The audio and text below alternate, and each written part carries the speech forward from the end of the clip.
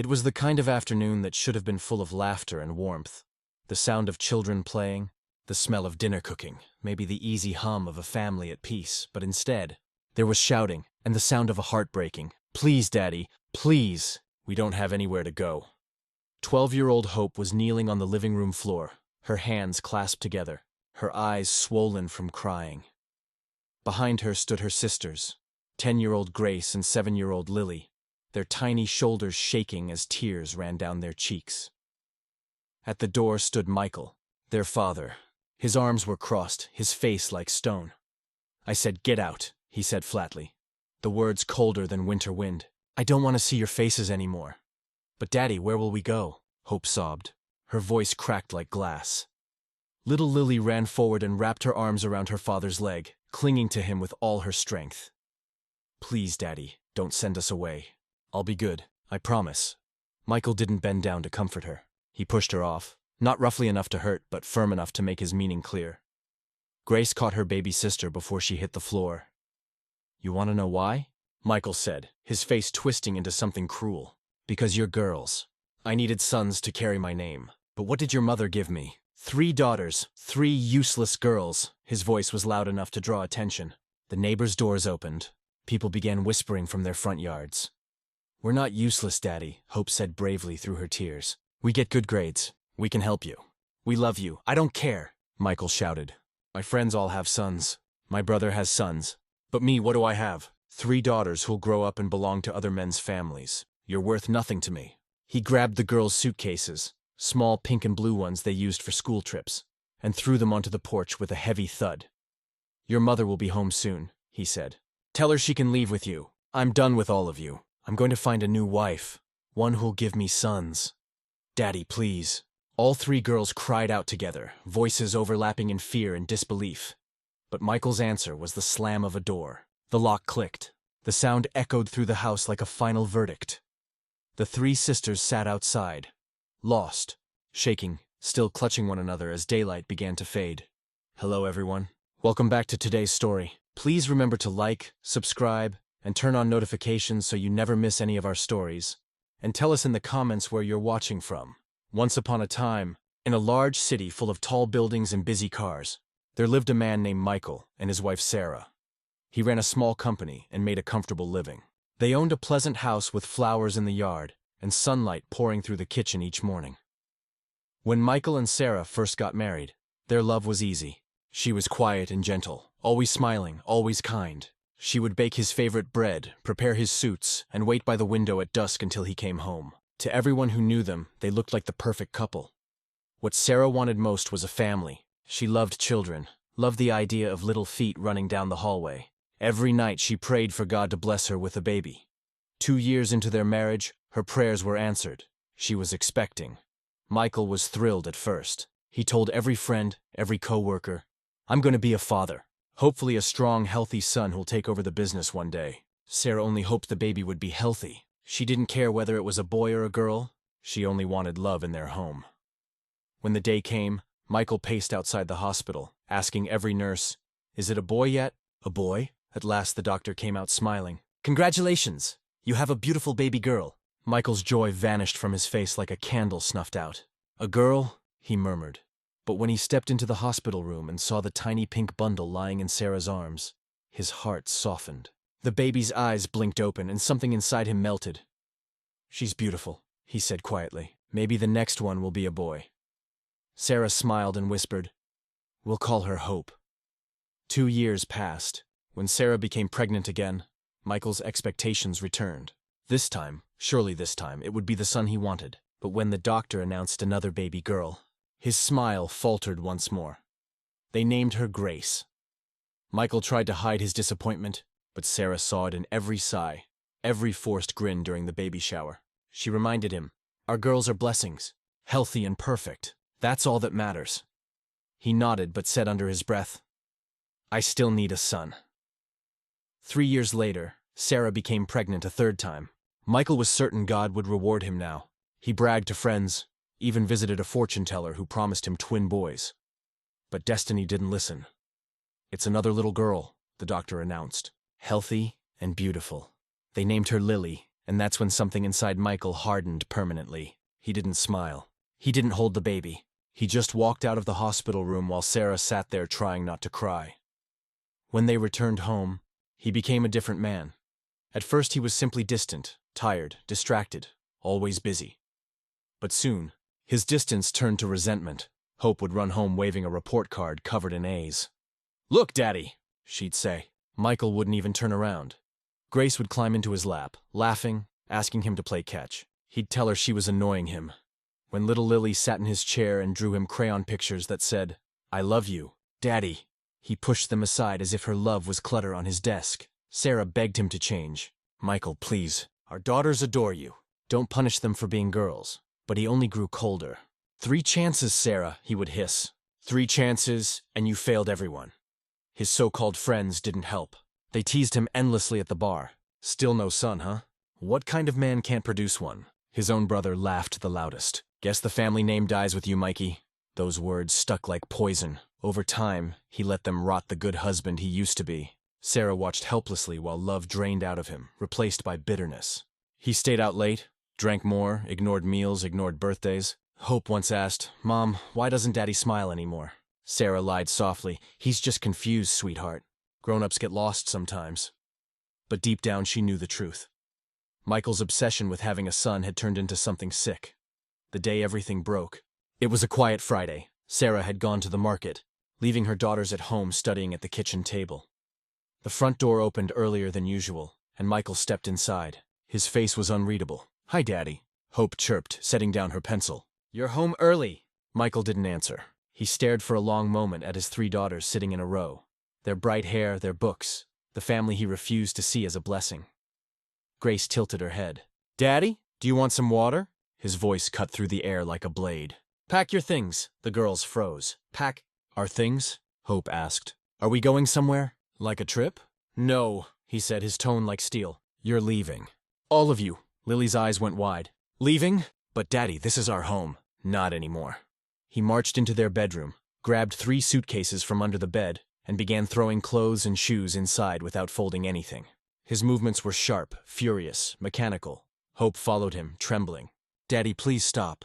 You're scaring us." He didn't stop. He stuffed dolls, textbooks, sneakers into the bags like junk he couldn't get rid of fast enough. "Tell us what we did wrong," Grace whispered, tears spilling. "We'll fix it." "You didn't do anything wrong," he said. Zipping the last suitcase with a harsh jerk, he muttered, "You were just born girls. That's all." Then he dragged the luggage to the porch and pointed to the door. "Out." For a moment, none of them moved. They just stared at him, praying he'd say it was a joke. "I said out." His shout echoed down the neighborhood street. Hope's breath hitched. Lily let out a helpless sob. Grace's hands shook. "Please, Daddy," Hope said quietly. "Where will we go?" "We're just kids." "That's not my problem," he growled. "Your mother will figure it out when she gets back. Now get out before I drag you myself." They had never seen that look in their father's eyes before. Cold, mean, like every trace of love had been turned off. Slowly, they gathered the suitcases. Hope led the way, Grace in the middle, little Lily stumbling behind, clutching her sister's hand. On the front steps, Michael shoved the luggage toward them. "Take these and wait for your mother." "But Daddy," Hope began. "I don't want to hear it," he roared. Hope dropped to her knees, begging again. Grace whispered, "I'm sorry, Daddy." Though she'd done nothing wrong, Lily crawled forward and wrapped her arms around his leg, crying for his love to come back. But nothing could melt him now. His heart was frozen. He pushed Lily away, turned his back, and slammed the door so hard it rattled the windows. The 3 sisters huddled together on the porch steps, holding each other, crying into the fabric of their little suitcases as the sun dipped lower. People began to gather along the sidewalk, voices rising in soft whispers, heads tilting toward the house. The girls could hear the neighbors whispering, "Why are those children sitting outside? Did you hear? Michael kicked them out because they're girls. How terrible. Those poor babies." But nobody came to help. Nobody offered them a place to stay. Everyone just watched and whispered. An hour passed, then another hour. The girls were getting hungry and thirsty, but they were too afraid to ask for anything. Hope tried to keep her sisters calm. "It's okay. Mama will be home soon. She'll know what to do." "I'm scared," Lily whispered. "Where will we sleep tonight?" "I don't know," Hope admitted. "But we'll stay together. We'll always stay together no matter what." Grace wiped her tears with her sleeve. Do you think Daddy will change his mind? Hope looked at the locked door. She thought about how angry their father had been. She thought about how he had looked at them like they were nothing. No, Hope said quietly. I don't think he will. Inside the house, Michael walked from room to room. The house felt strange without the sound of his daughter's voices. No one was laughing. No one was singing. No one was asking him questions. He went to the kitchen and made himself tea. He sat at the table alone and drank it in silence. This is better, he told himself. Now I can start fresh. I'll find a new wife and she'll give me sons. Strong, healthy sons who will make me proud. But even as he said these words, he felt a strange emptiness inside. He pushed that feeling away and focused on his dream of having sons. Outside, the sun was setting. Thesky turned orange and pink and the air became cooler. Finally, they saw their mother walking down the street. Sarah was carrying heavy shopping bags and she looked tired. But when she saw her 3 daughters sitting on the porch with suitcases, she dropped everything and ran. Hope, Grace, Lily, Sarah's heart was pounding. What happened? Why are you outside? Where is your father? The 3 girls jumped up and ran to their mother. They all hugged her at once, crying and talking at the same time. Daddy kicked us out. He said, we have to leave. He doesn't want us anymore because we're girls. Sarah felt like the world was spinning. She looked at the locked door, then at her daughters, then at the suitcases. Stay here, she told the girls. She walked up to the door and knocked hard. Michael, open this door right now. There was no answer. Michael, I know you can hear me. Open this door and explain what's going on. Still no answer. Sarah knocked harder, her fists pounding on the wood. You can't do this. These are your children. Our children. You can't just throw them away. Finally, they heard footsteps. The door opened just a crack. Michael stood there looking at Sarah with cold eyes. Take your daughters and go, he said. I'm done with all of you. Sarah stared at her husband through the crack in the door. She couldn't believe these words were coming from the man she'd loved for so many years. Michael, please, Sarah said, her voice shaking. Let's talk about this. Come outside and let's sit down and talk like husband and wife. There's nothing to talk about, Michael said. I've made my decision. I wanted sons and you gave me daughters. 3 times I hoped and 3 times I was disappointed. I'm not waiting anymore. But Michael, our daughters are wonderful. They're smart and kind and they're girls, Michael shouted. Don't you understand? Girls are useless to me. They'll grow up and get married and belong to other families. My name dies with me. My business will go to strangers. Everything I've worked for will be for nothing. Sarah felt anger rising in her chest. Our daughters are not useless. How can you say such terrible things? They love you. They've done nothing wrong. Their only crime was being born female, Michael said. And that's enough. Now take them and leave. I'm going to find a new wife. A better wife who can give me what I want. A better wife. Sarah's voice cracked. I've been a good wife to you, Michael. I've cooked your meals, cleaned your house, supported your business, and raised your children with love. What more could you want, sons? Michael said simply, I want sons. Behind Sarah, the 3 girls were listening to everything. Lily started crying again, and Hope pulled her close. Sarah took a deep breath. And what if your new wife also has daughters? Will you throw her out too? She won't, Michael said confidently. I'll make sure of it this time. I'll pray harder. I'll do everything right. You can't control whether a baby is a boy or a girl. Sarah said, That's not how it works. I don't care. Michael said, All I know is that I'm tired of living in a house full of females. I'm tired of my friends asking me about my sons when I have none. I'm tired of being embarrassed, so you need to leave. Now Sarah realized that nothing she said would change his mind. Michael had decided, and he was too proud and stubborn to admit he was wrong. She looked at her 3 daughters sitting on the porch, scared and confused. Then she looked back at Michael one last time.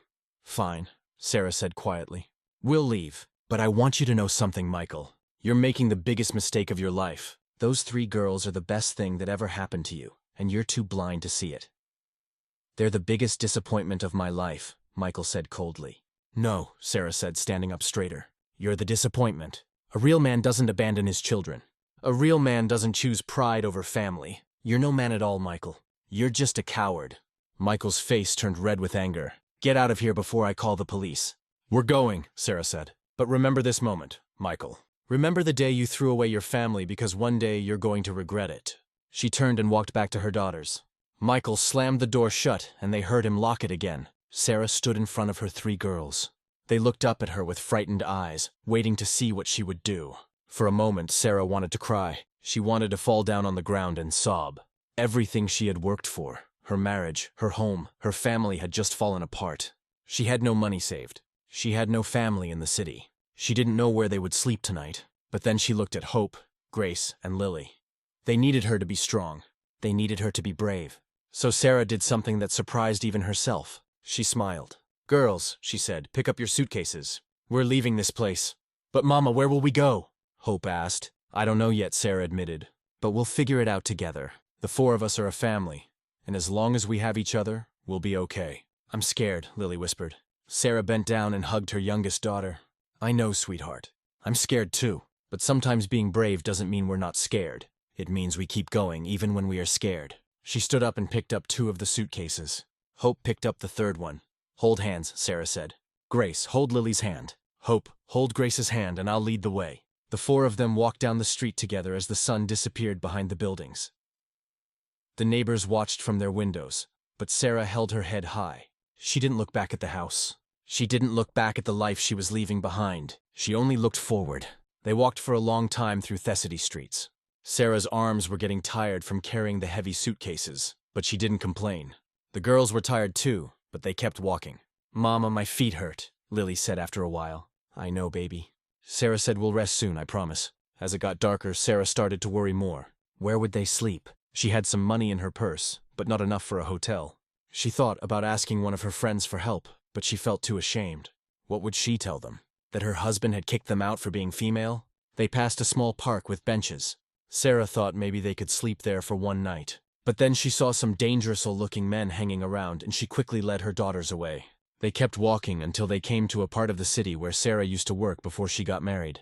The streets looked familiar and suddenly she remembered something. Years ago, when Sarah was young and unmarried, she had worked at a small restaurant. The owner was a kind old woman named Mrs. Chin. She had always been nice to Sarah and treated her like a daughter. "I wonder if Mrs. Chin is still alive," Sarah thought. "I wonder if she still lives above her restaurant." Sarah led her daughters down a narrow street until they found the old restaurant. It was still there. The building looked older and the paint was peeling, but the sign still said Chen's Kitchen. The restaurant was closed for the night, but there was a light on upstairs where Mrs. Chen lived. Sarah took a deep breath. "Girls, wait here for just a minute." She went to the side door and knocked gently. After a moment, she heard slow footsteps coming down the stairs. The door opened and there stood Mrs. Chin. She was much older now, with white hair and more wrinkles on her face. But her eyes were still kind and warm. "Yes," Mrs. Chin said. Then she looked closer at Sarah. "Wait, Sarah? Little Sarah, who used to work for me, is that you?" "Yes, Mrs. Chin," Sarah said, and suddenly tears started falling from her eyes. "It's me." Mrs. Chun looked at Sarah's tears and immediately knew something was very wrong. She opened the door wider. "Sarah, what happened? Why are you crying?" Then Mrs. Chin noticed the 3 young girls standing on the sidewalk with suitcases. "And who are these children?" "These are my daughters," Sarah said, wiping her tears. "Hope, Grace, and Lily, Mrs. Chin. I'm so sorry to bother you so late at night." "I didn't know where else to go." Mrs. Chin looked at the tired, scared faces of the 3 girls. She looked at the suitcases. She looked at Sarah's red, swollen eyes. She understood immediately. "Come inside, all of you," Mrs. Chin said firmly. "Quickly now, before you catch a cold." Sarah called her daughters over, and they all went inside. Mrs. Chun led them up the narrow stairs to her small apartment above the restaurant. The apartment was tiny but clean and warm. There was a small living room with an old couch, a tiny kitchen, and 2 bedrooms. Sit down, Mrs. Chin said, pointing to the couch. "You all look exhausted."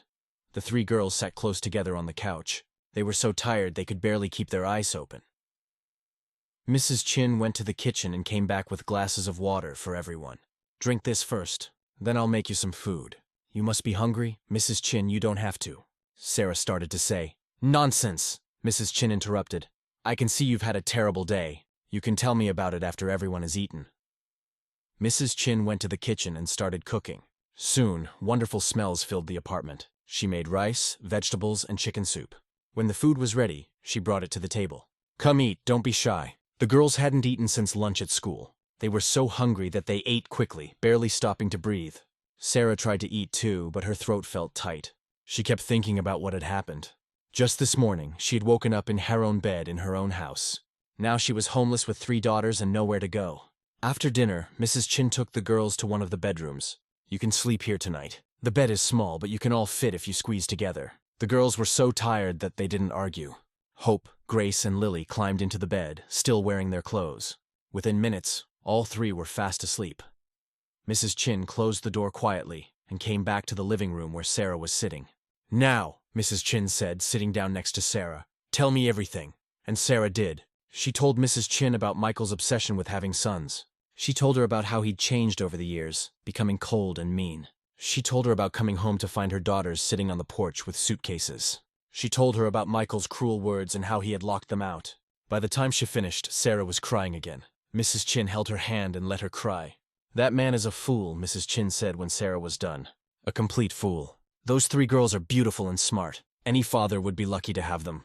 But Michael doesn't see it that way," Sarah said sadly. "To him they're worthless because they're not boys." Mrs. Chin shook her head. "I've lived a long time, Sarah. And I've learned that people who care too much about things like having sons or having money or having power are never happy. Real happiness comes from love and family." "I don't know what to do now," Sarah admitted. "I have a little money saved, but not much. Maybe enough for a few weeks. I need to find a job quickly and a place for us to live. But who will take care of my daughters while I'm working?" "Don't worry about that right now," Mrs. Chin said. "You and your girls can stay here with me for as long as you need." Sarah looked up in surprise. "Mrs. Chin, I couldn't ask you to do that. We've already bothered you enough." "You're not bothering me," Mrs. Chin said with a smile. "This apartment has been too quiet since my husband died 5 years ago. It will be nice to have children's voices here again. Besides, I need help in the restaurant. These old bones can't work as hard as they used to." "You want me to work in the restaurant?" Sarah asked. "Why not?" Mrs. Chin said, "You worked here before. You know how to cook, how to serve customers, how to clean. And the girls can help too when they're not in school. It won't pay much, but it will be enough for food and saving a little money." Sarah felt tears coming again, but this time they were tears of gratitude. "Mrs. Chin, I don't know how to thank you. You're saving our lives." "No need to thank me," Mrs. Chin said, patting Sarah's hand. "We women have to help each other, especially when men act like fools. Now you should get some sleep. Tomorrow is a new day and we have a lot of work to do." That night, Sarah squeezed into the bed with her 3 daughters. The bed was indeed small, and they had to sleep very close together. But as Sarah listened to her daughters breathing softly in their sleep, she felt grateful. They were together. They were safe. They had food in their bellies and a roof over their heads. That was enough for now. Sarah thought about Michael alone in his big house. She wondered if he was thinking about them. She wondered if he felt any regret at all. But then she pushed those thoughts away. Michael had made his choice. Now Sarah had to focus on taking care of her daughters and building a new life for them. "I promise you, girls," Sarah whispered in the darkness. "I promise I'll work hard and give you a good life. You deserve the best, even if your father can't see that." She kissed each of her sleeping daughters on the forehead and closed her eyes. Tomorrow would be the first day of their new life. The next morning, Sarah woke up early. For a moment, she forgot where she was. Then, she remembered everything, and her heart felt heavy, but she didn't let herself stay sad. She quietly got out of bed, being careful not to wake her daughters, and went to the kitchen. Mrs. Chen was already there preparing vegetables for the restaurant. "Good morning, Sarah," Mrs. Chen said. "Did you sleep well?" "Yes, thank you," Sarah said. "Mrs. Chen, please let me help you. Show me what to do." And so Sarah's new life began. She worked hard in the restaurant every day. She cooked, she cleaned, she served customers with a smile on her face, even when her feet hurt and her back ached. The 3 girls went to school during the day. After school, they would come to their restaurant and do their homework at a small table in the corner. When they finished their homework, they would help too. Hope washed dishes. Grace swept the floor. Even little Lily helped by folding napkins. The customers noticed the hard-working family. They saw how Sarah always had a kind word for everyone. They saw how the 3 daughters were polite and respectful. Some customers started leaving bigger tips. "This is for those sweet girls," they would say. Days turned into weeks, weeks turned into months. Life was hard, but the family stayed together and stayed strong. 1 year passed, then 2 years, then 3. The small apartment above Mrs. Chen's restaurant became home for Sarah and her daughters. Every morning, Sarah would wake up before the sun rose. She would make breakfast for her girls and pack their lunches for school. Then, she would go downstairs and help Mrs. Chen open the restaurant. The work was hard and tiring. Sarah's hands became rough from washing dishes and cleaning. Her back ached from standing all day, but she never complained. Every night when she counted the money she had saved, she felt proud. Little by little, she was building a better future for her daughters. The 3 girls were growing up. Hope was now 15 years old and the smartest student in her class. She loved science and dreamed of becoming a doctor one day. "Mama," Hope said one evening while doing her homework, "my teacher said if I keep getting good grades, I might get a scholarship to go to university." Sarah's eyes filled with happy tears. "That's wonderful, Hope. I'm so proud of you. But university costs a lot of money, Hope said, looking worried. I don't want you to work even harder because of me. Sarah hugged her daughter tight. Don't you worry about money. You just focus on your studies. We'll find a way to make it work. Grace was 13 now and had become the sunshine of the family. Even though life was hard, she always found reasons to laugh and make jokes. She loved music and would sing while helping in the restaurant. The customers loved her cheerful personality. Miss Grace, you have the voice of an angel. One old customer said, you should be a singer when you grow up. Grace just laughed. Maybe I will. Or maybe I'll be a teacher so I can make learning fun for kids. Little Lily was 10 years old now, and she loved to draw and paint. She drew pictures of flowers, birds, and beautiful landscapes. Mrs. Chun put some of Lily's drawings on the walls of the restaurant, and customers often asked if they could buy them. Your daughter has real talent, a customer told Sarah one day. These paintings are beautiful. Sarah looked at Lily's artwork with pride. All three of her daughters were special in their own way. They were kind, smart, and hardworking.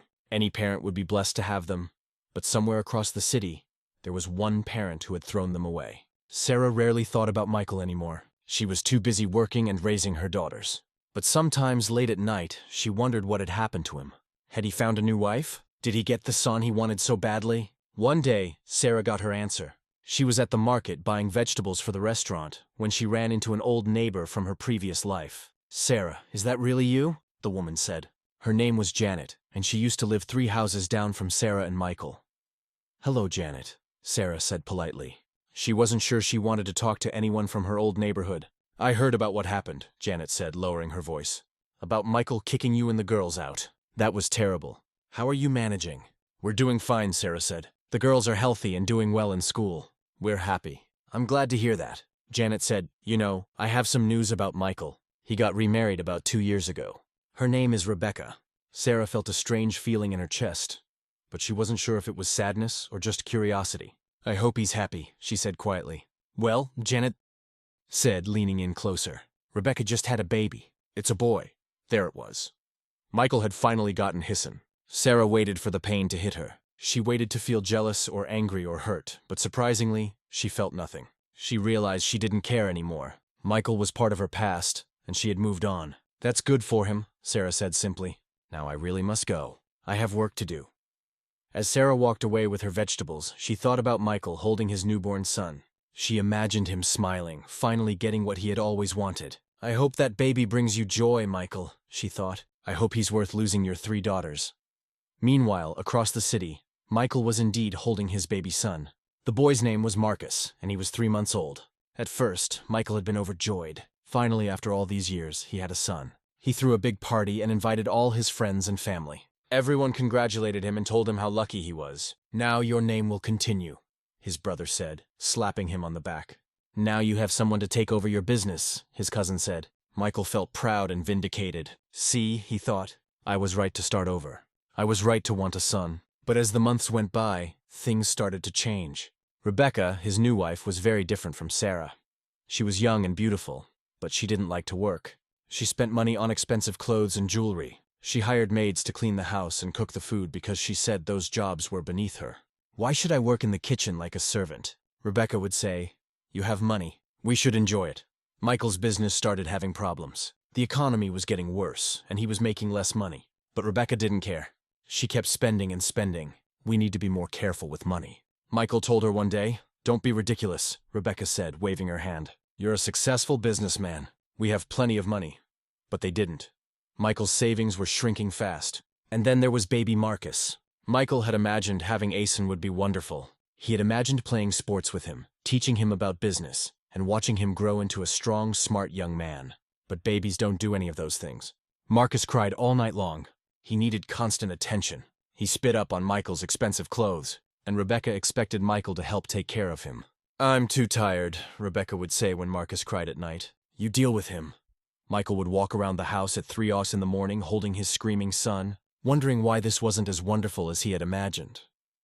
Sometimes in those quiet, exhausted moments, Michael would think about his daughters. He wondered where they were.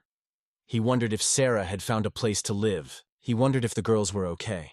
But then he would push those thoughts away. I have my son now, he would tell himself. This is what I wanted. Everything will be fine. He had no idea how wrong he was. 5 years passed, then 7, then 10. Time moved quickly, and the girls were growing into young women. Hope was now 22 years old. She had worked incredibly hard in school, studying late into the night after helping at the restaurant. Her teachers had been amazed by her dedication. When she graduated from high school, she received a full scholarship to study medicine at the university. "Mama, I got accepted," Hope had shouted, running into the restaurant with the letter in her hand. "They're going to pay for everything. My classes, my books, everything." Sarah had cried tears of joy that day. Her daughter was going to become a doctor. University was difficult. Hope had to study subjects that made her brain hurt. She had to memorize thousands of facts about the human body. She had to stay awake for days during her hospital training, but she never gave up. Now Hope was in her final year of medical school. She was at the top of her class. All the professors said she would make an excellent doctor. Grace was 20 years old and in university studying law. She wanted to become a lawyer so she could help people who were treated unfairly. People like her mother and sisters who had been thrown out with nowhere to go. "I'm going to fight for people who can't fight for themselves," Grace told her mother. "I'm going to make sure that powerful people can't hurt weak people." Grace was smart and confident. She wasn't afraid to speak up when she saw something wrong. Her professor said she had the perfect personality for a lawyer. Lily was 17 now and finishing high school. Her art had become more and more beautiful over the years. She had won several competitions, and a gallery in the city had started selling her paintings. "Mama, look," Lily said one day, showing Sarah some money. "Someone bought 3 of my paintings. They paid $300 for each one." Sarah couldn't believe it. Her youngest daughter was making money from her art. "I want to study business," Lily said. "I want to learn how to sell art and maybe open my own gallery one day. I want to help other artists like me." All 3 daughters were succeeding in ways that made Sarah's heart burst with pride. They had taken the pain of being rejected by their father and turned it into motivation to work harder. Mrs. Chin watched the girls grow up and smiled. "I told you these girls were special," she said to Sarah. "Your husband was a fool to throw them away." Sarah agreed, but she didn't waste time thinking about Michael anymore. She was too busy being proud of her daughters. The restaurant had grown too. With Sarah's hard work and the girls' help, Chen's Kitchen had become one of the most popular restaurants in the neighborhood. They had enough money now to hire 2 more workers. Sarah had saved enough money to rent a small apartment nearby, so they didn't have to crowd into Mrs. Chen's place anymore. It wasn't fancy, but it was theirs. The girls each had their own small bedroom, and Sarah had made it feel warm and cozy. Every night, the family would eat dinner together and talk about their day. Hope would talk about her patients at the hospital. Grace would talk about her law cases. Lily would show them her new artwork. "We're so blessed," Sarah would say. "We don't have much money, but we have each other. That's what matters most." The girls agreed. They had learned that love and family were more important than anything else. They had learned that hard work and determination could overcome any obstacle. And they had learned that being a girl wasn't a weakness. It was a strength. Meanwhile, Michael's life had become more and more difficult. His son Marcus was now 10 years old, and he was nothing like Michael had imagined. Michael had dreamed of a strong, respectful son who would make him proud. Instead, Marcus was spoiled, rude, and lazy. Rebecca had never disciplined Marcus. She gave him whatever he wanted. If Marcus screamed for candy, she bought him candy. If Marcus refused to do his homework, she let him play video games instead. If Marcus was disrespectful to adults, she just laughed and said, "Boys will be boys." Michael tried to be stricter. "Marcus, you need to study harder. You're failing in school." But Marcus would just roll his eyes. "Leave me alone, Dad. School is boring." "Marcus, you need to show respect to your elders," Michael would say when his son was rude to the neighbors. "Whatever," Marcus would say and walk away. Michael's business had gotten worse and worse. He had made some bad decisions, and he had lost a lot of money. He had to sell his nice car and move to a smaller house. Rebecca complained constantly about this. "I didn't marry you to live in a small house," she would shout. "You said you were a successful businessman. You lied to me." "The economy is bad," Michael tried to explain. "Everyone is struggling right now." "Well, fix it," Rebecca demanded. "I want our old life back." But Michael couldn't fix it. He was tired and stressed all the time. He had trouble sleeping. He had gained weight and developed health problems. His hair had turned gray and he looked much older than his age. Sometimes late at night, when he couldn't sleep, Michael would think about his 3 daughters. They would be grown women now. He wondered what they looked like. He wondered what they were doing with their lives.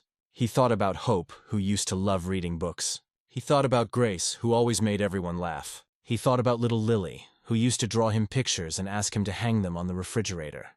A small voice in his head would say, "You made a mistake. You threw away 3 wonderful daughters because you were obsessed with having a son. And look at the son you got. He's spoiled and disrespectful. Was it worth it?" But Michael was too proud to admit he had been wrong. Instead, he would tell himself that things would get better. Marcus would mature. The business would improve. Everything would work out.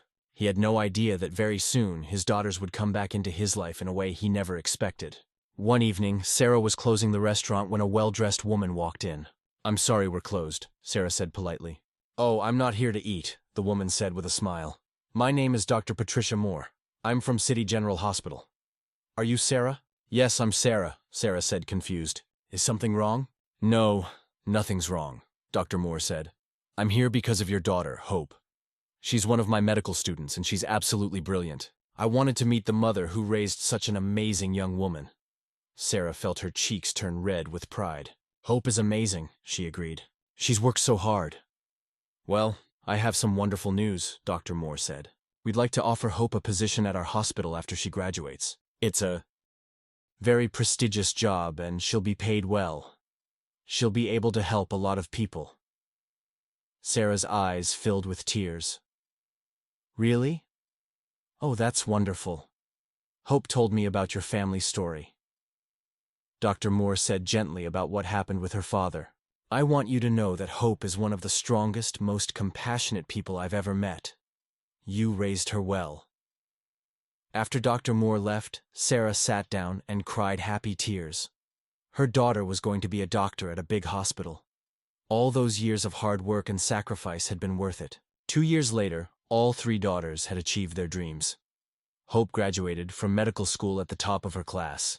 She became a doctor at City General Hospital just as Dr. Moore had promised. She specialized in treating sick children, and parents loved her because she was so kind and patient. "Dr. Hope is a miracle worker," one grateful mother said. "She saved my son's life and treated him like he was her own child." Hope worked long hours at the hospital, but she loved her job.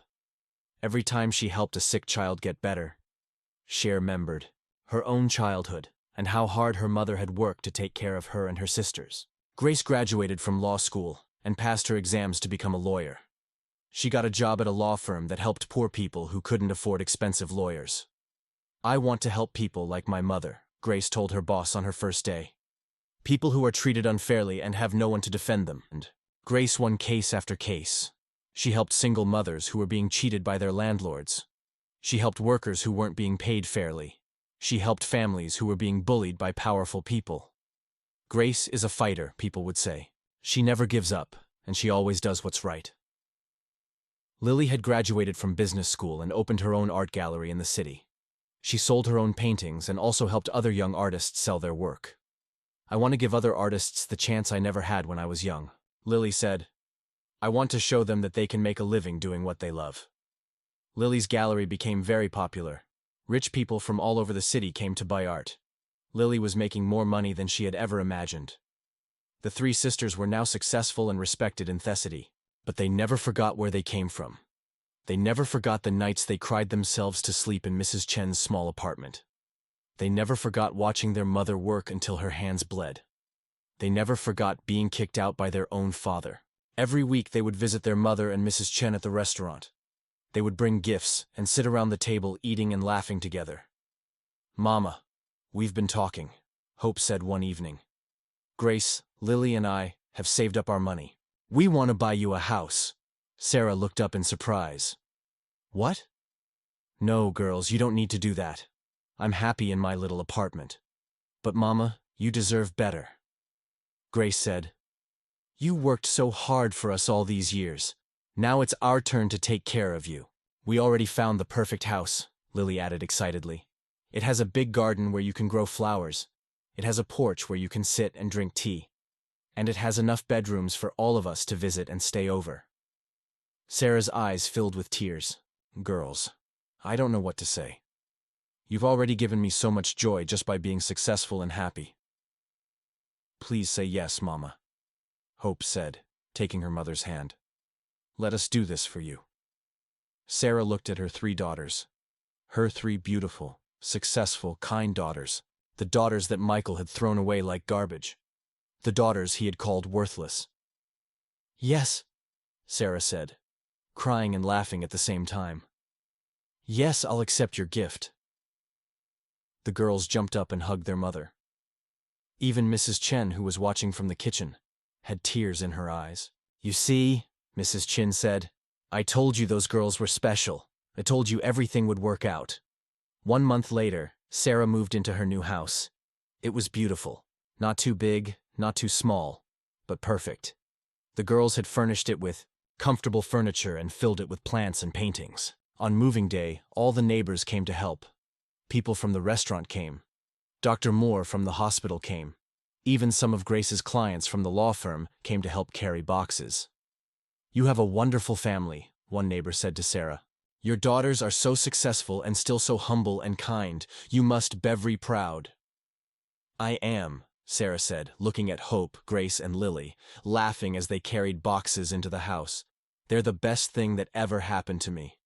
That night, after everything was unpacked, the family sat in the front porch together. The sun was setting, painting the sky orange and pink. "Do you remember when we used to toss it on the steps outside our old house?" Grace said quietly. "The day Dad kicked us out." "I remember," Hope said. "I was so scared. I didn't know what would happen to us. I remember crying and begging Dad not to make us leave." Lily said, "I thought our lives were over."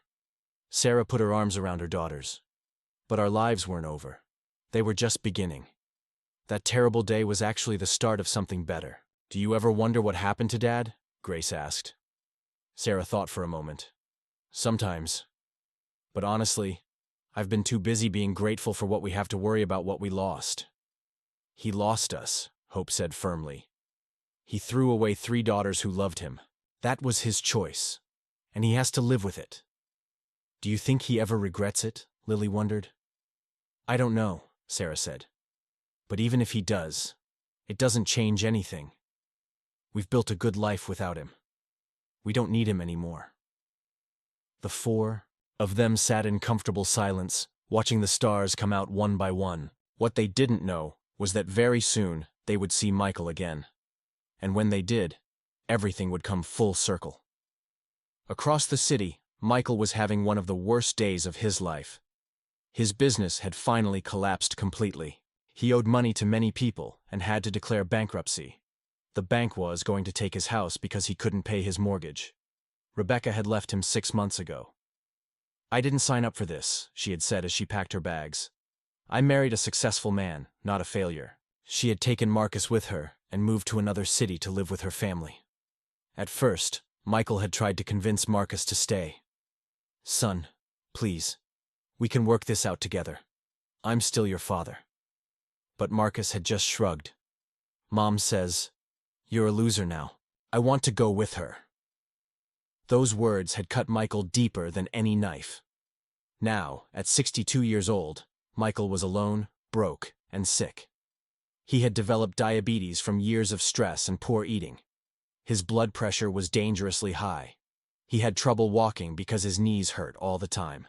He lived in a tiny, cheap apartment now, much smaller than even the apartment where Sarah and the girls had lived with Mrs. Chin. He could barely afford food and medicine. One day Michael felt so sick that he could barely stand up. His chest hurt and he was sweating even though the room was cold. He knew something was very wrong. With shaking hands, he called for an ambulance. "Please," he gasped when the operator answered.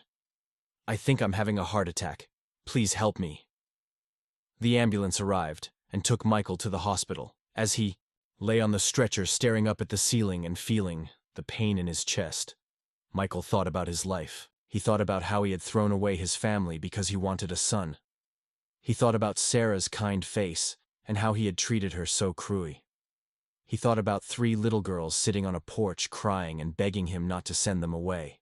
"I was such a fool," Michael thought as darkness closed in around him. Such a fool.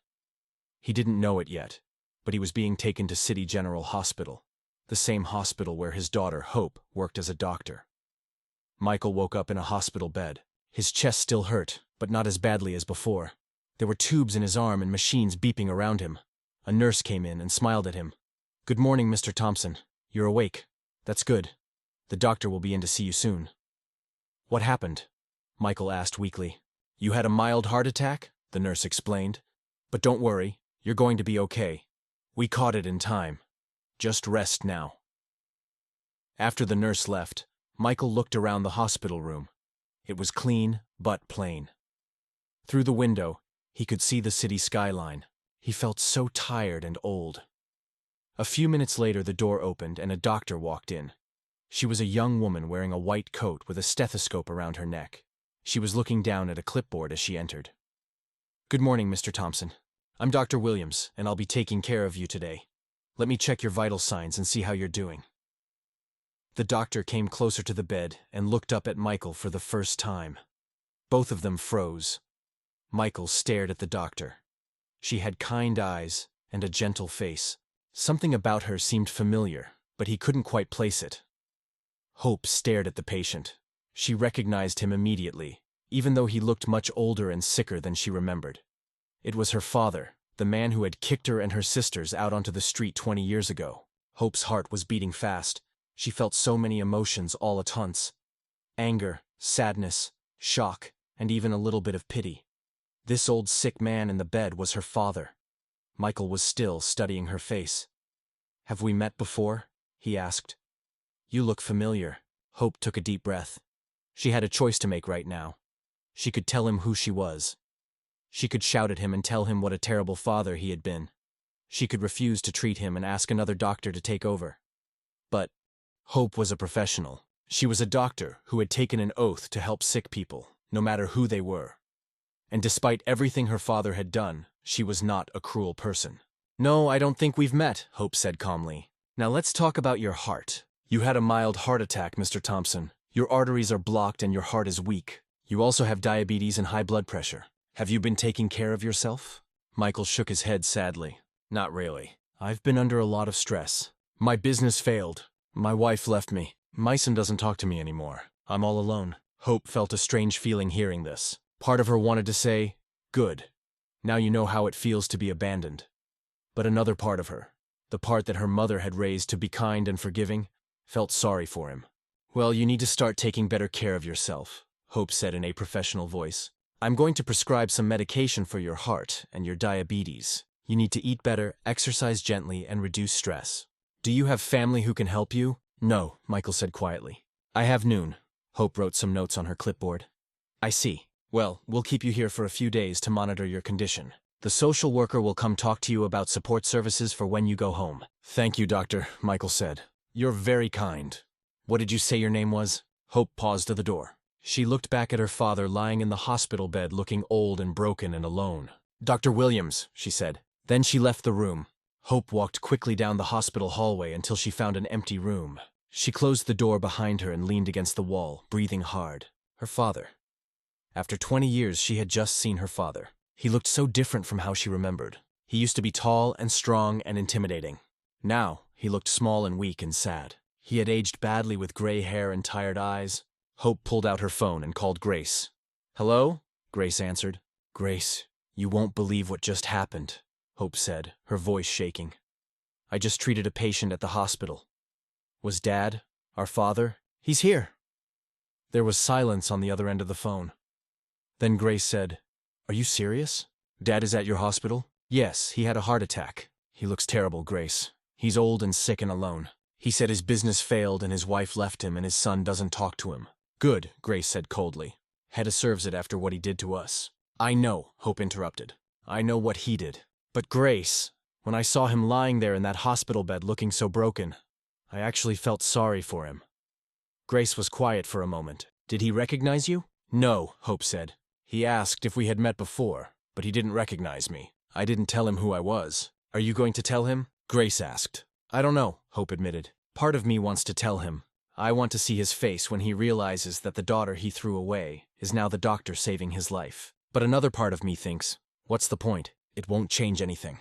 "What does your heart tell you to do?" Grace asked gently. Hope thought about her mother who had taught them to be kind, even to people who hurt them. She thought about all the years of hard work and struggle. She thought about how far they had come. "I think," Hope said slowly, "I should just do my job. I should treat him like any other patient and give him the best care I can. Not because he deserves it as a father, but because every human being deserves good medical care." "That's very mature of you," Grace said. "But Hope, you need to tell Mom and Lily. They deserve to know." "You're right," Hope agreed. "I'll call them after my shift. Can you come to Mom's house tonight? We should all talk about this together. Of course, Grace said. I'll be there. That evening, all 3 daughters sat in Sarah's living room. Sarah made tea for everyone and sat down to listen. Mom, Hope began. Something happened at work today. I treated a patient who came in with a heart attack. She paused. It was Dad, Michael. Sarah's teacup froze halfway to her mouth. Michael, your father? Yes, Hope said. He didn't recognize me. He's in bad shape, Mom. He looks old and sick. He told me his business failed, his wife left him, and his son doesn't speak to him anymore. He's completely alone. Sarah set down her teacup carefully. She was quiet for a long time. Lily spoke up. What are you going to do, Hope? Are you going to tell him who you are? I don't know, Hope said. What do you all think I should do? Grace crossed her arms. Personally, I think he deserves to know. He threw us away like we were nothing. Now one of those worthless daughters is the doctor keeping him alive. That's called karma. But what would be the point of telling him? Lily asked quietly. Would it make us feel better? Or would we just be trying to hurt him the way he hurt us? Sarah looked at her 3 daughters. They had grown into such wise, thoughtful women. Even though they had every right to be angry and bitter, they were discussing this calmly and carefully. Girls, Sarah said softly, I need to tell you something. When your father kicked us out, I was so angry and hurt. For years, I dreamed about the day when he would realize what he had lost. I imagined him coming to us begging for forgiveness, and me having the power to reject him the way he rejected us. The girls listened carefully. But as time went on, Sarah continued, I realized something important. Holding on to anger and wanting revenge, it's like drinking poison and expecting the other person to get sick. It hurts us more than it hurts them. So you're saying we should just forgive him? Grace asked after everything he did. I'm not saying you have to forgive him, Sarah said. Forgiveness is a personal choice, and each of you has to make that choice for yourself. What I'm saying is that you shouldn't let him have power over you anymore.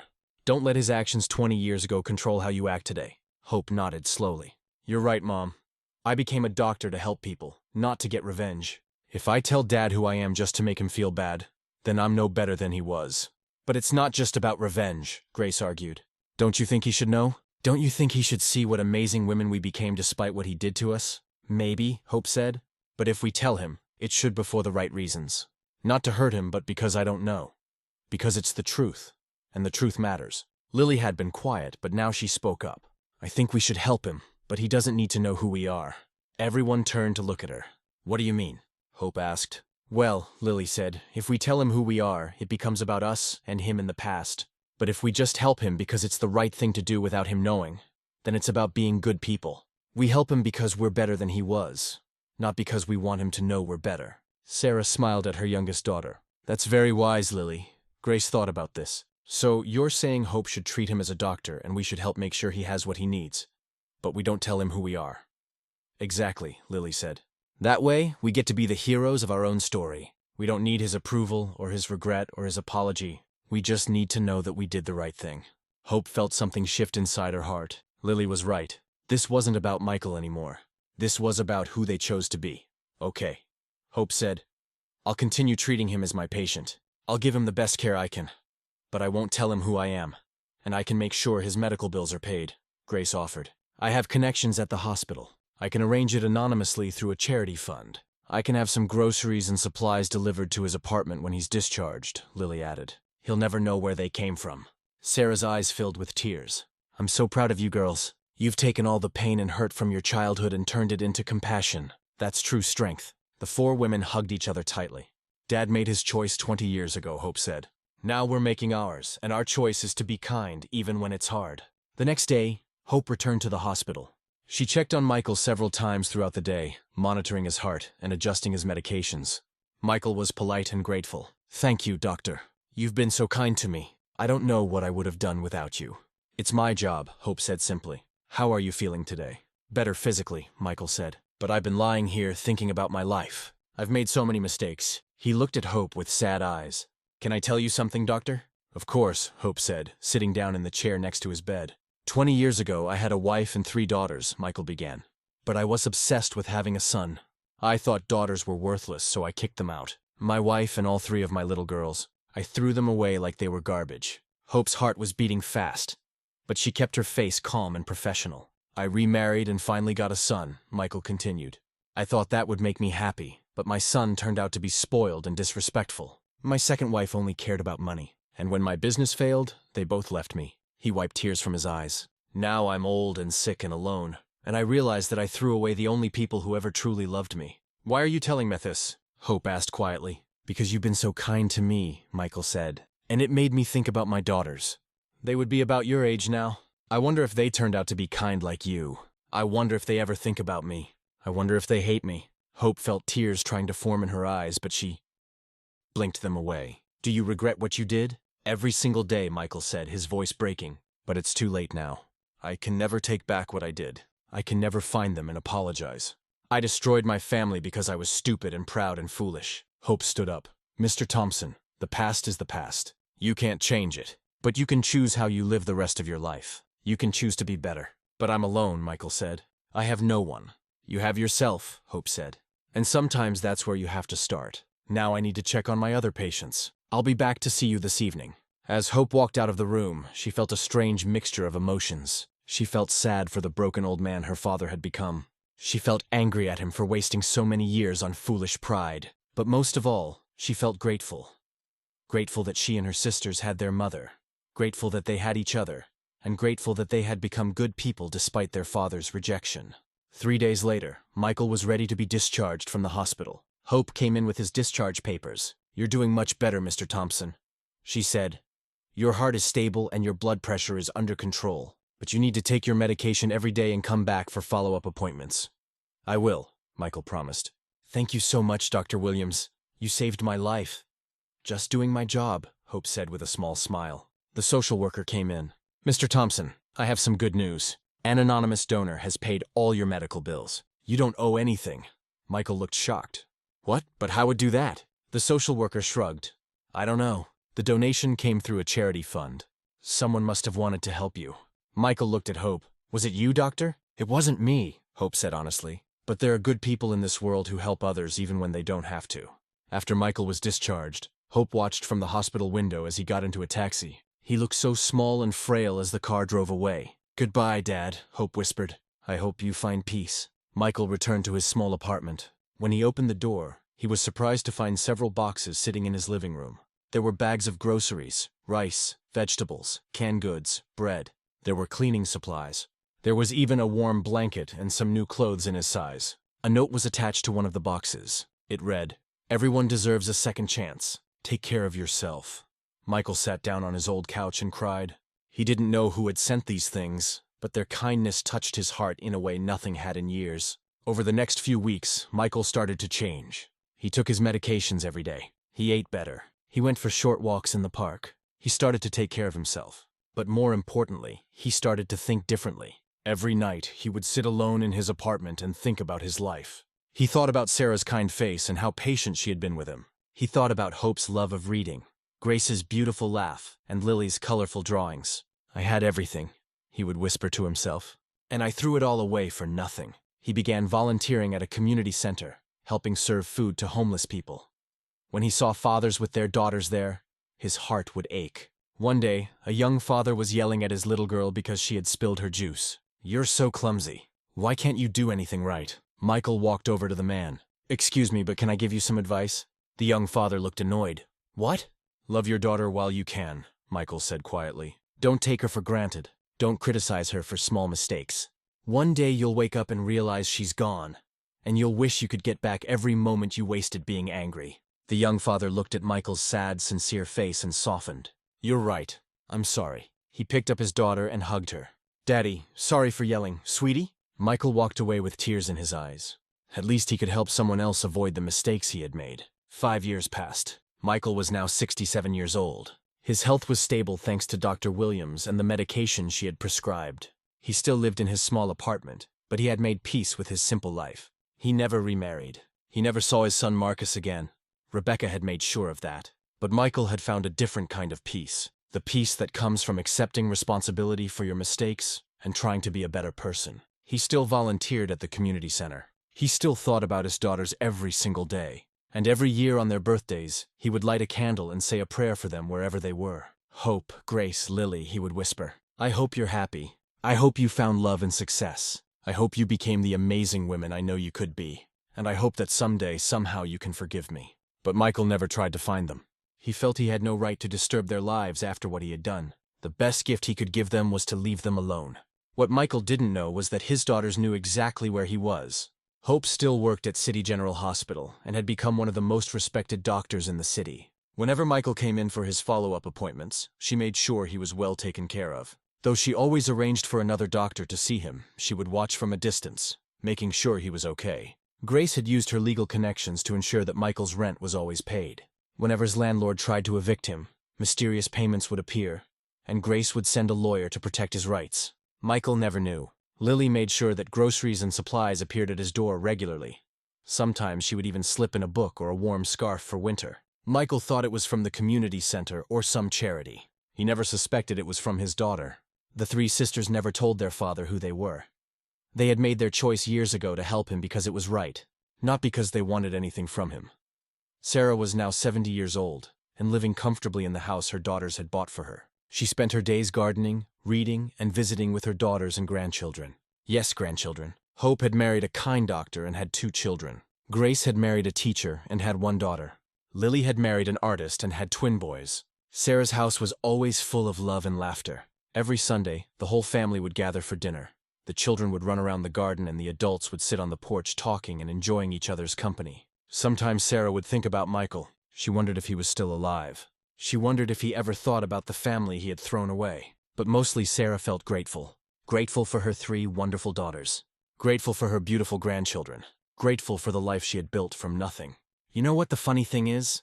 Sarah said to her daughters one Sunday evening. They were sitting on the porch watching the sun set just like they used to years ago. "What's that, Mom?" Hope asked. "Your father wanted sons to carry on his name and take over his business," Sarah said. "But he lost his business anyway. His name deed with him. No grandchildren to carry it on because his son wants nothing to do with him." Meanwhile, Grace added, "We gave you 5 grandchildren who love you and respect you, and we all have successful careers," Lily said. "We've probably done more with our lives than Dad ever did with his." "The irony is beautiful," Hope said with a sad smile. "Dad threw us away because we were girls, but we're the ones who succeeded. We're the ones who built something meaningful. We're the ones who became everything he wanted in a child, just not in the package he expected." Sarah nodded. "That's the lesson, girls. It was never about being a boy or a girl. It was about love, hard work, character, and kindness. Your father never understood that, but you 3 do." The 4 women sat in comfortable silence, watching the sun paint the sky with beautiful colors. "Do you think Dad knows?" Lily asked quietly. "Do you think he ever found out that we're the ones who've been helping him all these years?" "No," Hope said. "And I don't think we should ever tell him." "Why not?" Grace asked. "Don't you think he deserves to know?" "Maybe," Hope said, "but this isn't about what he deserves. It's about who we are. We chose to help him not because we wanted his gratitude or his regret. We helped him because Mom raised us to be good people. That's enough for me." Sarah smiled and hugged her daughters. "I'm so proud of all 3 of you. You took the worst thing that ever happened to us and turned it into strength. That's true victory." 2 years later, Michael passed away peacefully in his sleep. He was 69 years old. When the hospital called Hope to inform her, she was listed as his emergency contact. Though Michael never knew, she felt a strange emptiness. Her father was gone. The man who had given her life but then thrown it away. The man who had caused her so much pain, but also in a strange way had made her stronger. Hope, Grace, and Lily arranged a small funeral for their father. They didn't attend themselves, but they made sure he was buried with dignity in a peaceful cemetery. They placed a simple headstone that read, "Michael Thompson, father, husband, son. May he find the peace he could not find in life." After the funeral, the 3 sisters stood at a distance watching the workers lower the casket into the ground. "Is it wrong that I don't feel sad?" Grace asked. "No," Hope said. "We mourned the loss of our father 20 years ago when he kicked us out. This is just the end of a story." "Do you think he's in heaven?" Lily wondered. "Do you think he's found peace?" "I hope so," Hope said. "Despite everything, I don't wish him eternal suffering. I hope he understands now what he couldn't understand in life." They stood there for a few more moments, then turned and walked away. "What do we tell Mom?" Grace asked. "The truth," Hope said. "That our father is gone and we made sure he was taken care of until the end." "And the kids?" Lily asked. "Do we tell them about their grandfather?" Hope thought about this. "Someday when they're older, we'll tell them the whole story. We'll tell them about how their grandfather made a terrible mistake, but we'll also tell them how we chose kindness over revenge. That's the lesson they need to learn." I hope you enjoyed watching it as much as I enjoyed creating it. Like, share, and comment on the lessons you've learned. Let me know where you're watching from in the comments below. See you in my next